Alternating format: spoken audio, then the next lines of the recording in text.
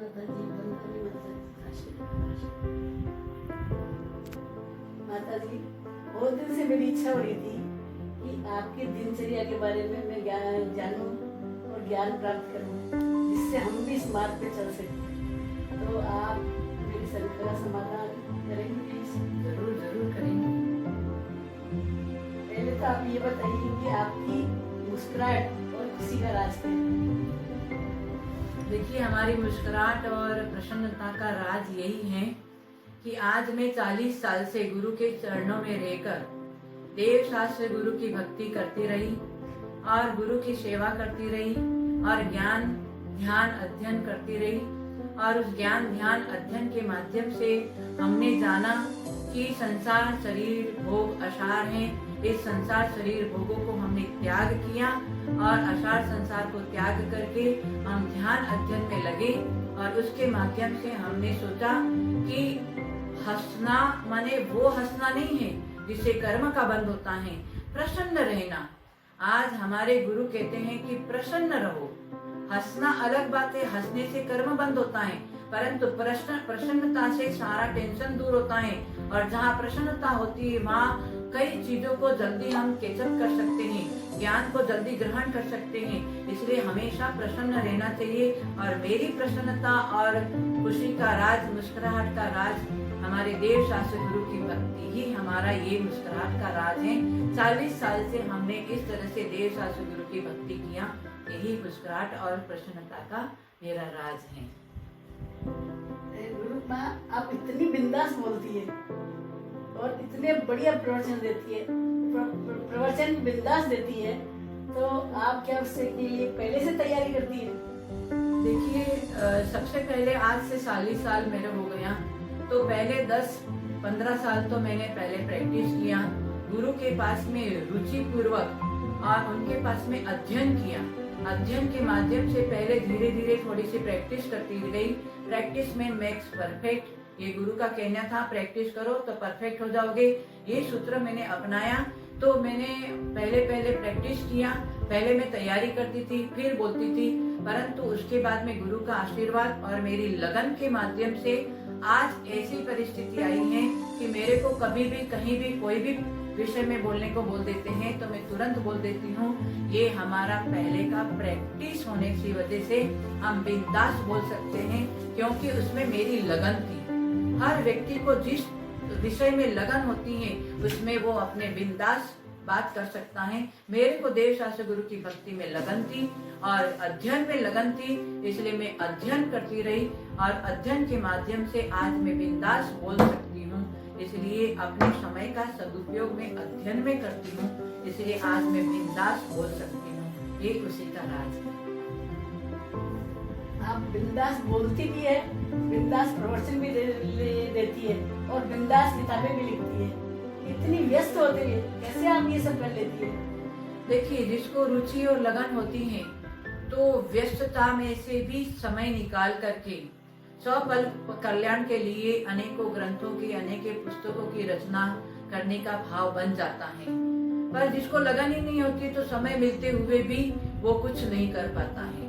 परंतु जिसको रुचि होती है कि मैं अपना कल्याण भी करूं, औरों का भी कल्याण के मार्ग में लगाऊं, ये भावना के निमित्त से अपने आप व्यस्तता में से भी नींद को कम करके, क्योंकि नींद प्रमाद है, प्रमाद पाप का कारण है, ये हमने ज्ञान के माध्यम से जाना है।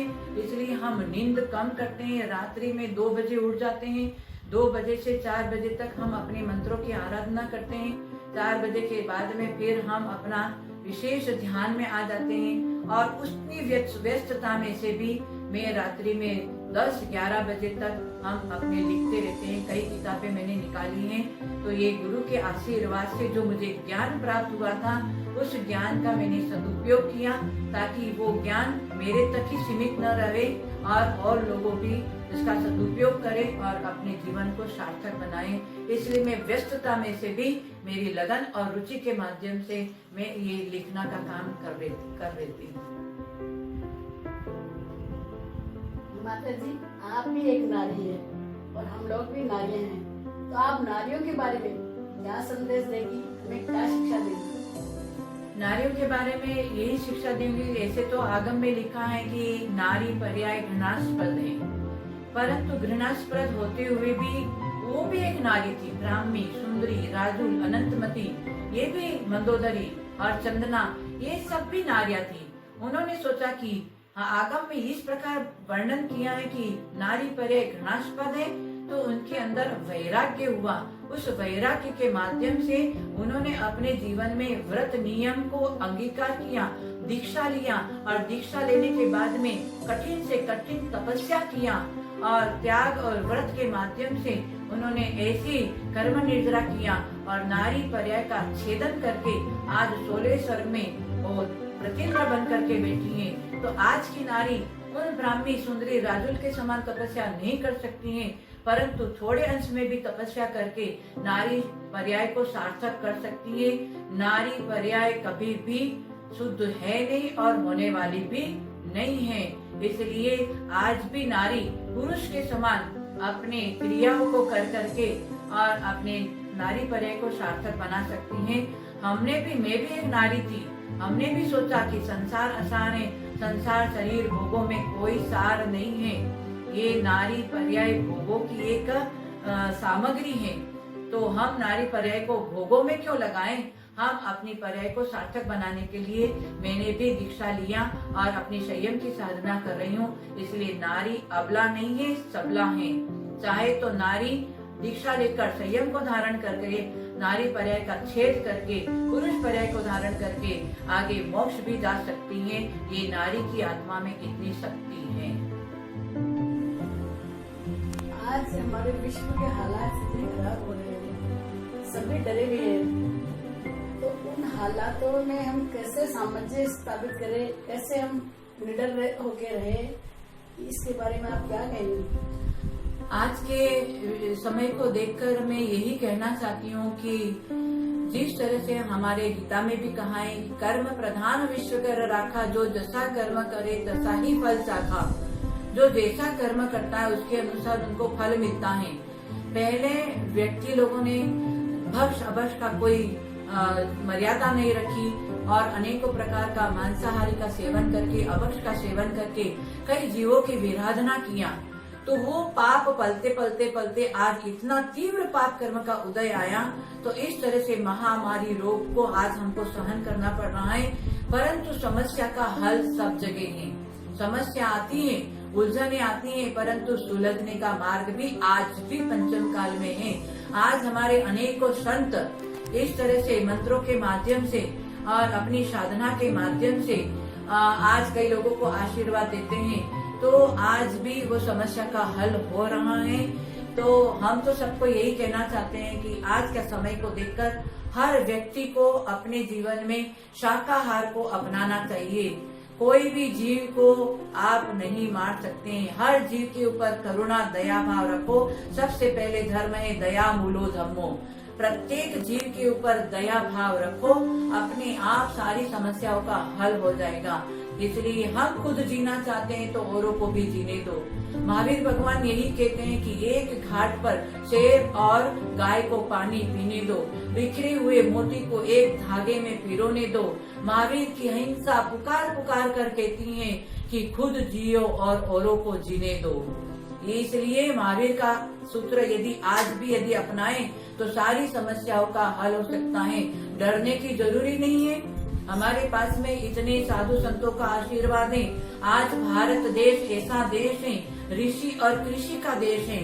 तो आज ऋषि और कृषि देश में हम डरें, ऐसा नहीं होना चाहिए। तो शाकाहार को अपनाओ, मांसाहार को त्याग करो, तो सारी समस्याएं दूर हो सकती हैं। ये कोरोना तो बहुत सामान्य एक बात है।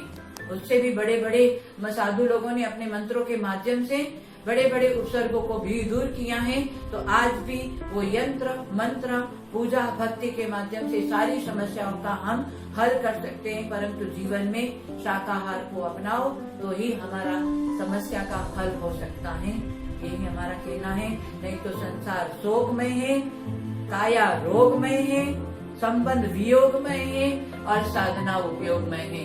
इस कली काल में भी आज हमारे दिगंबर संत साधना में लगे हुए हैं, क्योंकि संसार में शोक ही है। कोई तन से दुखी है, कोई मन से दुखी है, कोई धन से दुखी है, दुख ही दुख है, और काया में रोग ही रोग है। नौ द्वार से मल बेता है, कितने भी काया को अपन सेंट लगाकर कितने भी वो करो, हाँ, फूलों का सार इत्र है, तो जीवन का सार चारित्र है, चारित्र में आना ही पड़ेगा। ये काय से चारित्र का पालन करो तो आपकी काय सार्थक हो सकती है। और संबंध वियोग में आँख खुली है तब तक का सब संबंध है, आँख बंद होते ही सारा संबंध खत्म हो जाता है। ऐसे संसार शरीर भोगों की असरता को देखो, जानो और उसको पहचानो, तब साधना में आ सकते हैं। और साधना के लिए ही जीवन मिला है, साधन के लिए नहीं, वासना के लिए जीवन नहीं मिला है। हाँ, साधना के लिए जीवन मिला है। सुबह का खिला हुआ फूल शाम को मुरझा जाता है, सुबह का पहना हुआ अच्छा कपड़ा शाम को गंदा हो जाता है, सुबह का बढ़िया गम गम छम छम खाया हुआ माल शाम को विष्टा हो जाता है, बचपन में जो शरीर मिलता है बुढ़ापा में जर्जर हो जाता है। ये अपने नेत्र से आंखों से देख रहे हैं कि संसार असार है, संसार में कोई सार नहीं है। इसलिए ऐसे संसार से परे होने के लिए साधना को, चारित्र को, संयम को, नियम को, यम को अपनाना ही पड़ेगा। तभी हमारे जीवन में सुख और शांति यहाँ पर भी मिल सकती है और आगे भी सुख और शांति मिल सकती है। ये गुरु का आशीर्वाद है। आज जो भी हम भी जो कुछ है वो गुरु के आशीर्वाद से है। और समाज के श्रावक लोग, श्रेष्ठी लोग जो संयम मार्ग में है, उनके सहयोग से श्रावक और साधु दोनों का जोड़ा है। उसके अनुसार हमारे धर्म रूपी रथ का ये दोनों पहिया चल रहा है और आगे पंचम काल के अंत तक मुनि आदि का श्रावक श्राविका सत समागम मिलेगा। इसलिए आप लोग भी सत समागम करना प्रयत्न करो। सत समागम में बैठोगे तो अपने आप सारी समस्याओं का हल होता चला जाएगा। यही मेरा कहना है। नहीं तो जब तक अटपट में रहे तब तक खटपट होए, जब मन की अटपट मिटे झटपट दर्शन होए। अटपट और खटपट से बचना हो, संसार के दुखों से बचना हो तो आइए सत समागम में बैठिए। अपने आप आपका जीवन का सारी समस्याओं को हल हो सकता है। बोले शम्मे शिखर सिद्ध क्षेत्र की जय। वंदन माता जी, आप अपने गुरु के बारे में और संघर्ष के बारे में क्या कहना चाहते? पुष्पा जी, हमारे गुरु के और संघर्ष के बारे में यही कहना चाहती हूँ।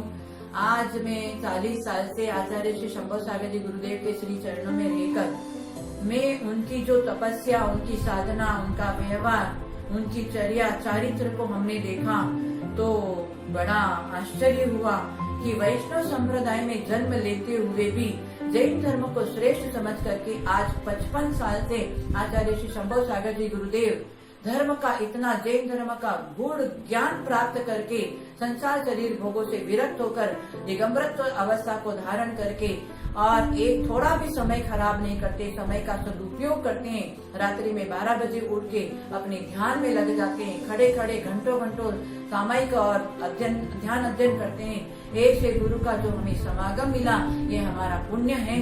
ऐसे गुरु जो आज पूरे भारतवर्ष में जितने भी संत हैं उसमें सर्वश्रेष्ठ और ज्येष्ठ हैं तो आचार्य श्री शंभो सागर जी गुरुदेव ने, उनके गुरु महावीर कीर्ति महाराज जी का संस्कार उनके अंदर पड़ा है, वही संस्कार आज हमें भी दे रहे हैं। तो हम तो यही कहेंगे कि हमारे गुरु हमें भाग्य से मिले हैं। ऐसे गुरु का आशीर्वाद सबको लेना चाहिए।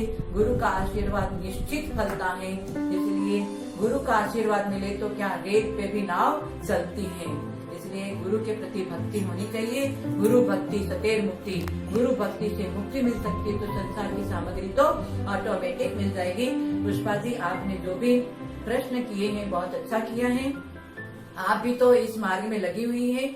आपने भक्तामर का रिसर्च करके, भक्तामर में रुचि रख करके आपने जो एकदम अध्ययन किया है और आज लोगों के लिए आप जो समय दे रही हैं ये बहुत सराहनीय है, क्योंकि आप में एक लगन है। इसलिए आप अपने अमूल्य समय को स्व पर कल्याण के लिए दे रही है। ये आपका स्व पर कल्याण की भावना दिन प्रतिदिन आपकी बढ़ती रहे, आपका शरीर स्वस्थ रहे, आपकी दिन प्रतिदिन यम नियम संयम में आगे बढ़ने की भावना बढ़े। इसी शुभ आशीर्वाद के साथ में आपने जो भी मार्ग अपनाया है बहुत ही अच्छा अपनाया है। आशीर्वाद, शुभ आशीर्वाद। धन्यवाद माता जी, बहुत बहुत धन्यवाद।